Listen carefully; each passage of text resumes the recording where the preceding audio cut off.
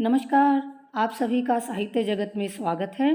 तो जो प्रतियोगी परीक्षाओं की तैयारी में हमने भक्ति काल को शुरू किया हुआ है और भक्ति काल की भी जो शाखा है ज्ञानाश्रय शाखा, उसका अध्ययन कार्य हमने शुरू किया हुआ है। तो उसी कार्य को आगे पढ़ते हैं। देखिए, पिछली वीडियो में जो हमने पढ़ा था उसकी अंतिम पंक्ति थी कि रामानंद ने राम भक्ति का प्रचार किया। ये उसकी अंतिम पंक्ति थी। उससे आगे हम यहाँ पर अध्ययन कर रहे हैं। रामानंद के जो शिष्य हैं अनंतानंद, कबीर, सुखानंद, सुरसुरानंद, पद्मावती, पीपा, भावानंद, रैदास, धन्ना, सेन, नरहरियानंद और योगानंद, ये संख्या में 12 हैं। तो रामानंद के 12 शिष्यों का उल्लेख मिलता है और इनका उल्लेख हमें नाभादास के द्वारा लिखी गई पुस्तक भक्तमाल में मिलता है। तो रामानंद के कितने शिष्य हैं? 12 शिष्य हैं। रामानंद स्मार्त वैष्णव थे।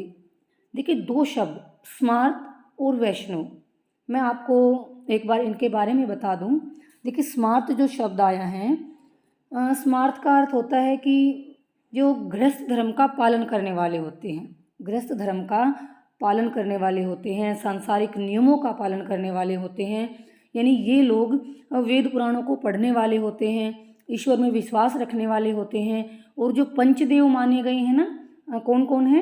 गणेश है, विष्णु, शिव, दुर्गा, सूर्य, ये पंचदेव माने गए हैं। इनके उपासक भी होते हैं ये। यानी एक खास विशेषता क्या है कि गृहस्थ धर्म का पालन करने वाले हैं, वो तो कहलाते हैं स्मार्त।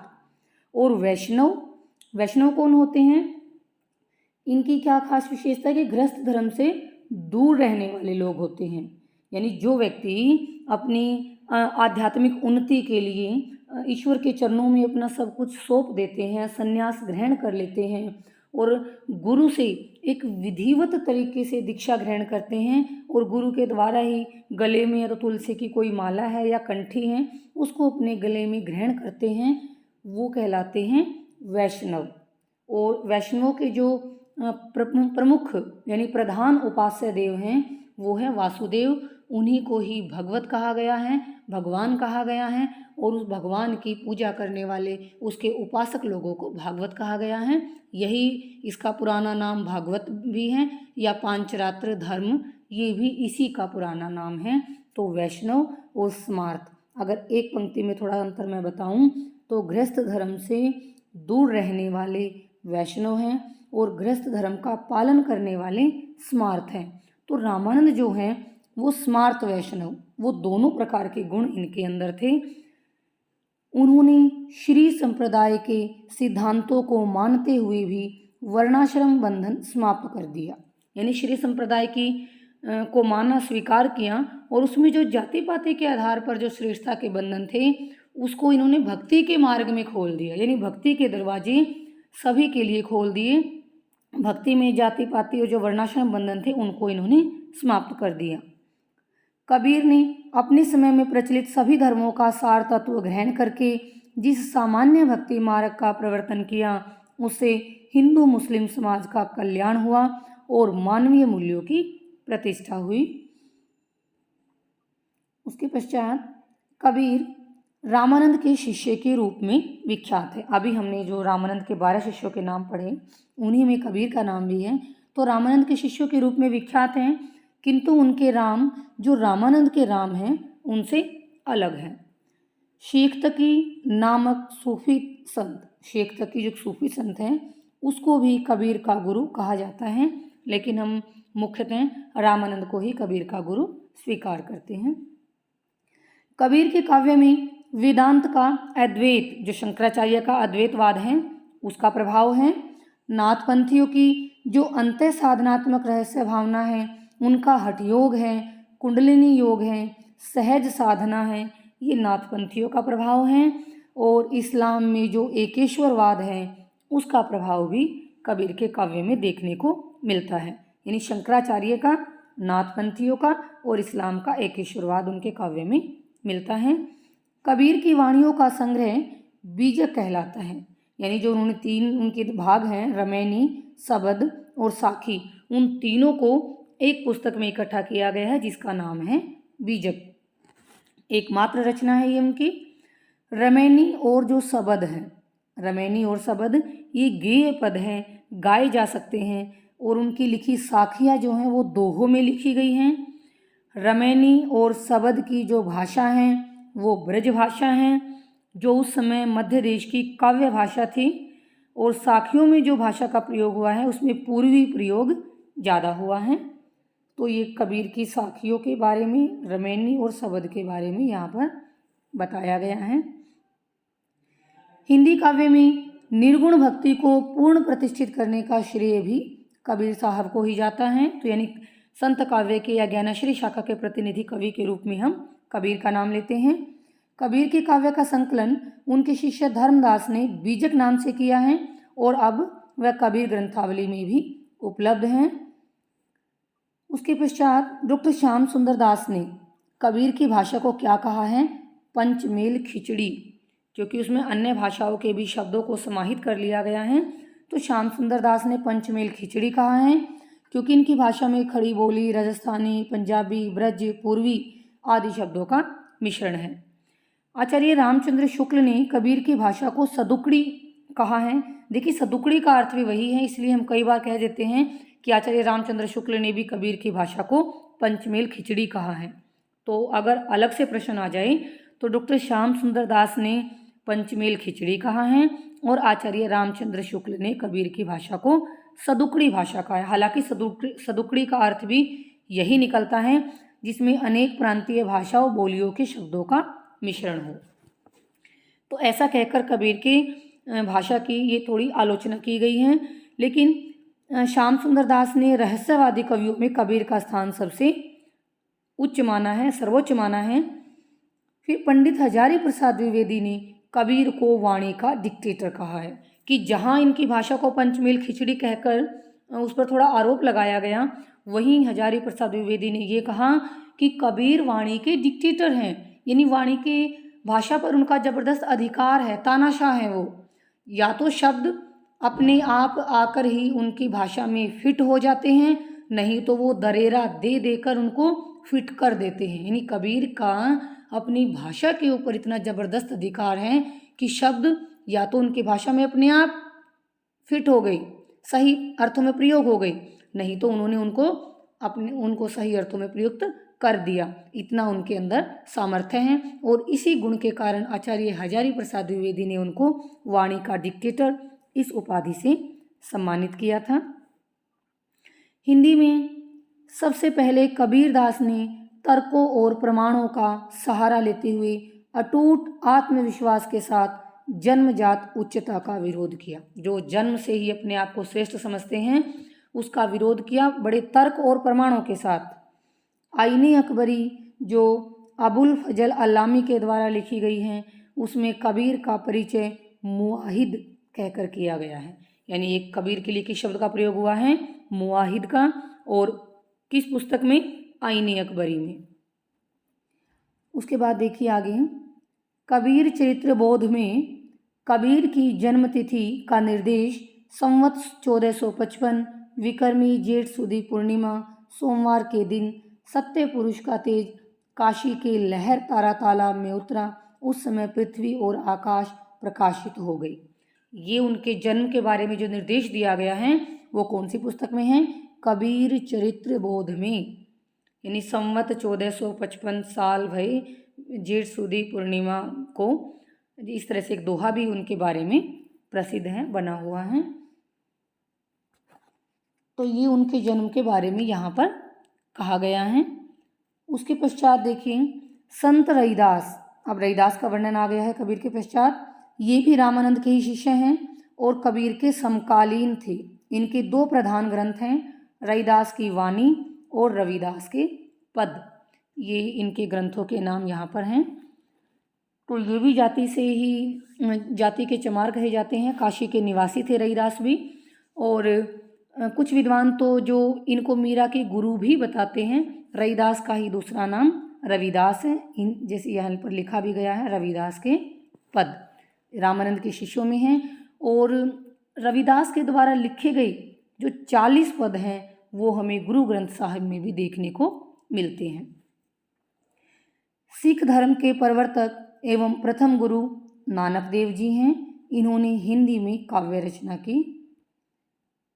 गुरु नानक के बारे में आगे देखिए। गुरु नानक देव की हिंदी में ब्रजभाषा और खड़ी बोली, इन दोनों का ही मेल है, ब्रजभाषा और खड़ी बोली। आदि ग्रंथ साहब के अंतर्गत महला नामक जो प्रकरण है, अध्याय है, उसमें इनकी वाणियाँ संकलित की गई हैं। उसमें शब्द, श्लोक ये मिलते हैं। गुरु नानक देव की जो रचनाएं हैं, जपू जी, आसा दीवार, रहीरास और सोहिला, ये इनकी रचनाएं हैं। तो गुरु नानक के बारे में कुछ और बातें मैं आपको बता दूं। देखिए, गुरु नानक जो है वो उदार प्रवृत्ति के व्यक्ति हैं। उनके पिता का नाम था कालूचंद और उनकी माता का नाम था तृप्ता।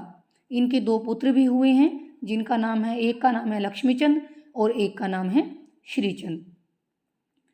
तो उसके पश्चात गुरु नानक की ही परंपरा में उनके उत्तराधिकारी गुरु कवि हुए। उनके बाद गुरु अंगद देव, जन्म 1504 ईस्वी, गुरु अमरदास 1479 ईस्वी, गुरु रामदास, इनका जन्म है सन 1514 ईस्वी, गुरु अर्जुन देव 1563 ईस्वी, गुरु तेग बहादुर 1622 ईस्वी। एक बार थोड़ा सा मैं इसको आगे बढ़ा लेती हूँ। और गुरु तेग बहादुर 1622 ईस्वी। और 10वें गुरु हैं गुरु गोविंद सिंह, जिनका जन्म है 1664 ईस्वी। गुरु गोविंद सिंह ने अनेक ग्रंथों की रचना की। सिखों के जो 5वें गुरु हैं, ओवरव्यू पर नाम आया हुआ था, गुरु अर्जुन देव ने श्री ग्रंथ साहब का संपादन किया और इसमें नानक से पूर्व जो अन्य संतों की वाणी हैं वो भी इसके अंदर संग्रहित की गई हैं। देखिए, गुरु अर्जुन देव के बारे में 1-2 बातें मैं आपको और बता दूं। इनका जन्म हमने ऊपर पढ़ा 1563 ईस्वी। 1563 से 1606 ईस्वी तक का इनका समय है। तो गुरु ग्रंथ साहिब में इनके 6000 पद संकलित हैं। गुरु अर्जुन देव के 6000 पदों का संकलन गुरु ग्रंथ साहिब में है। और उनकी कुछ प्रसिद्ध रचनाएं हैं, जिसका नाम है सुखमनी, 52 अखरी और 12 मासा। ये गुरु अर्जुन देव के बारे में कुछ बातें हैं। उसके पश्चात गुरु नानक देव जी ने वर्णाश्रम व्यवस्था का और कर्म कांडों का विरोध किया और निर्गुण ब्रह्म का प्रचार प्रसार किया। इन्होंने हिंदू मुस्लिम दोनों का ही समान धार्मिक उपासना पर बल दिया। उसके पश्चात है दादू दयाल। देखिए, दादू दयाल का समय बताया गया 1544 से 1603 ईस्वी। इनकी वाणियों में कबीर का नाम बहुत जगह पर आया है। इसका अर्थ ये निकलता है कि ये कबीर के मतानुयायी थे, कबीर के मत को मानने वाले थे, तभी बार बार इन्होंने कबीर का उदाहरण अपनी वाणियों में दिया है। दादू दयाल की रचनाओं का संग्रह उनके 2 शिष्यों ने संतदास और जगन्नाथ ने किया हरडेवाणी नाम से। यानी दादू दयाल की रचनाओं का संकलन हरडेवाणी नाम से है और संतदास और जगन्नाथ दास ने इनका संकलन किया। बाद में संत रज्जब ने इनका संपादन अंगवधू नाम से किया, संत रज्जब दास ने। उसके पश्चात निर्गुण संत कवियों में सुंदर दास, ये सर्वाधिक शास्त्रों के जानकार, सुशिक्षित, पढ़े लिखे कवि थे। निर्गुण संत कवियों में सबसे ज़्यादा पढ़े लिखे कवि हैं सुंदरदास। यही कारण है कि इनकी कविता में कलात्मकता और उनकी कविता की भाषा जो है वो परिमार्जित भाषा है। उसके पश्चात आगे देखिए, एक मिनट। निर्गुण संतों ने गेय पद और दोहे ही लिखे हैं। सुंदरदास ने कवित्त और सवैया भी लिखे हैं। इनका सर्वाधिक प्रसिद्ध ग्रंथ सुंदर विलास है। सुंदरदास के बारे में भी बात कर रहे थे कि सुंदरदास जो हैं वो सबसे ज़्यादा पढ़े लिखे, सुशिक्षित हैं और ये दादू दयाल के शिष्य हैं। इनके गुरु का नाम क्या है? दादू दयाल।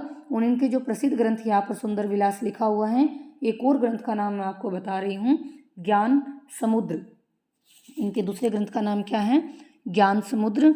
और इनके बारे में 1-2 बातें मैं आपको और बताना चाहूँगी कि सुंदरदास जो हैं वो श्रृंगार रस के विरोधी कवि थे। श्रृंगार रस का इन्होंने विरोध किया है और इसी कारण से जो केशव दास के द्वारा लिखी गई उनकी पुस्तक है रसिक प्रिया और नंद दास के द्वारा लिखी गई उनकी पुस्तक है रस मंजरी, उसकी निंदा इन्होंने अपने एक छंद में की है, क्योंकि श्रृंगार रस का इन्होंने विरोध किया है।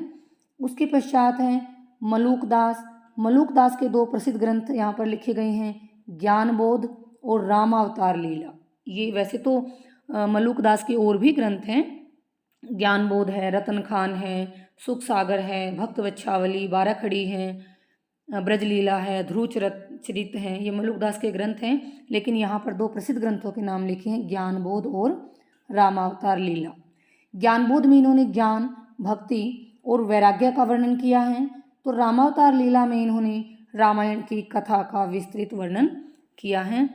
देखिए मलूक दास के बारे में एक बात मैं और बताना चाहूँगी कि जो आलसियों का महामंत्र है वो भी मलूक दास के द्वारा दिया गया है। आपने सुना भी होगा ये मंत्र, अजगर करे न चाकरी, पंछी करे न काम, दास मलूका कह गए सबके दाता राम। इसको आलसियों का महामंत्र कहते हैं। 1 नंबर के प्रश्न में थोड़ा ध्यान रखिएगा इसका। तो ये भी मलूक दास के द्वारा दिया गया है। उसके पश्चात हैं जगजीवन दास के 3 प्रधान ग्रंथ हैं, ज्ञान प्रकाश, महाप्रलय और प्रथम ग्रंथ। इनके अनुसार निर्गुण ब्रह्म की उपासना ही धर्म है। ज्ञानाश्रयी यानी निर्गुण शाखा के अन्य जो प्रसिद्ध संत कवि हैं वो है अक्षर अनन्य, जम्बनाथ, सिंगाजी, हरिदास निरंजनी, कमाल जो कबीर के पुत्र हैं, प्राणनाथ, दयाबाई, सहजोबाई, बावरी साहिबा आदि। तो आज हमने भक्ति काल की निर्गुण काव्यधारा के अंतर्गत जो संत काव्य परंपरा है, जिसे ज्ञानाश्रयी शाखा भी कहते हैं, उसका अध्ययन हमारा पूरा हुआ।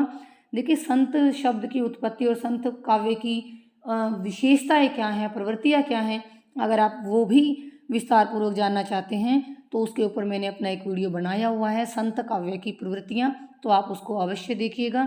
उसका लिंक भी मैं डिस्क्रिप्शन बॉक्स में डाल दूंगी। तो मैं उम्मीद करती हूँ कि आपको ज्ञानाश्रयी शाखा यानी संत काव्य परंपरा अच्छे से समझ आई होगी। इसी के साथ आप सभी श्रोतागणों का बहुत बहुत धन्यवाद। अगर आपको मेरी वीडियोज़ अच्छी लगती हैं तो कृपया मेरे चैनल को लाइक, शेयर और सब्सक्राइब अवश्य करें और अपने दोस्तों को भी इसके बारे में बताएं। आप सभी का फिर से बहुत बहुत धन्यवाद।